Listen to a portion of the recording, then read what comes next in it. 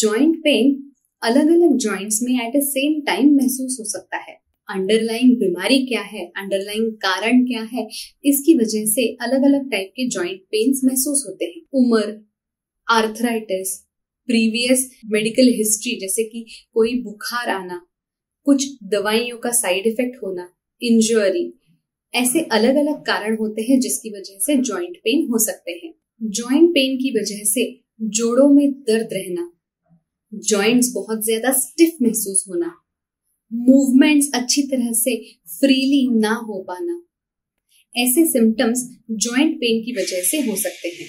कुछ कॉमन बीमारियां होती हैं जिसकी वजह से जॉइंट पेन देखा जाता है, वो है osteoarthritis, rheumatoid arthritis, tendinitis, gout, bursitis या फिर कोई वायरल इन्फेक्शन जैसे कि कुछ पर्टिकुलर वायरल फीवर्स होते हैं जिसमें बहुत ज्यादा जॉइंट पेन होता है, जैसे कि चिकनगुनिया, डेंगू।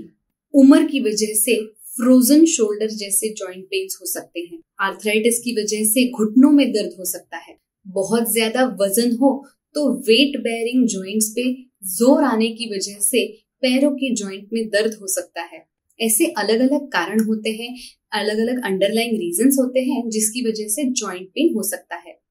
आपके केस में जॉइंट पेन का एग्जैक्ट कारण क्या है, ये समझ के आपके डॉक्टर आपके लिए सबसे ज्यादा सूटेबल कैसी ट्रीटमेंट की जा सकती है इसका सुझाव दे सकते हैं। Usually common mild joint pains heat या आइस एप्लीकेशन से कम हो सकते हैं। ये टेम्पररी रिलीफ दे सकते हैं।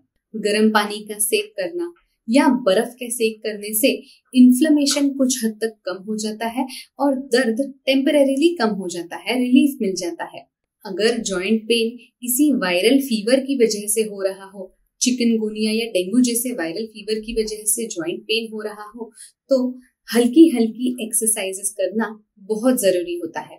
जितना पॉसिबल हो, जितना मूवमेंट पॉसिबल हो, उतनी मूवमेंट करके एक्सरसाइज रेगुलरली करनी चाहिए।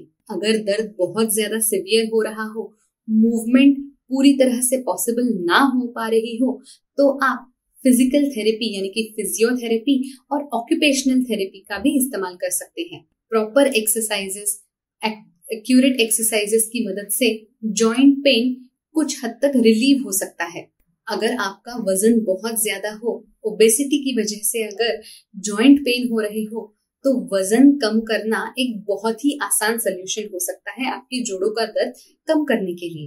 एट द सेम टाइम अगर सूजन बहुत ज्यादा हो जिसकी वजह से जोड़ों में दर्द हो रहा हो, तो आपके डॉक्टर आपको कुछ स्पेशलाइज्ड पेन किलर्स जैसे कि प्रीगैबेलिन, गैबापेंटिन या कभी कभी स्टेरॉइड्स का सुझाव भी दे सकते हैं।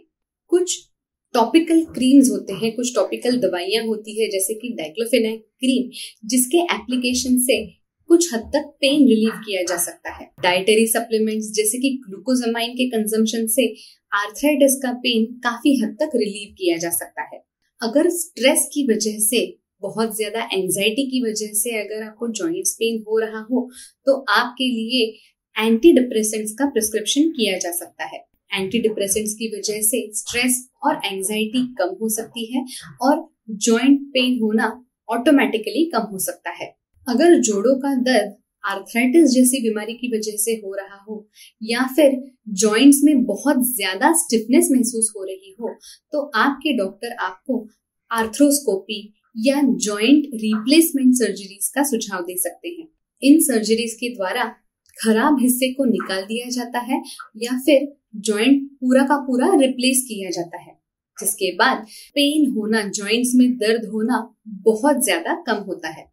लेकिन आर्थ्रोस्कोपी हो या जॉइंट रिप्लेसमेंट हो, उसके बाद भी फिजियोथेरेपी की मदद से या ऑक्यूपेशनल थेरेपी की मदद से एक्सरसाइजेस करके जॉइंट की मूवमेंट रिस्टोर की जा सकती है। अपने जॉइंट्स को जितना हो सके उतना रेगुलरली यूज करें। अगर आप किसी भी जॉइंट की या फिर किसी भी बॉडी पार्ट की मूवमेंट कम करते हैं, तो उसकी वजह से इस बॉडी पार्ट में, उस पर्टिकुलर बॉडी पार्ट में तकलीफ आने के चांसेस बढ़ सकती है। अगर आपको या आपके किसी नजदीकी इंसान को जॉइंट्स के पेन की प्रॉब्लम हो रही हो, तो उन्हें जल्द से जल्द डॉक्टर से मिलने का सुझाव दें।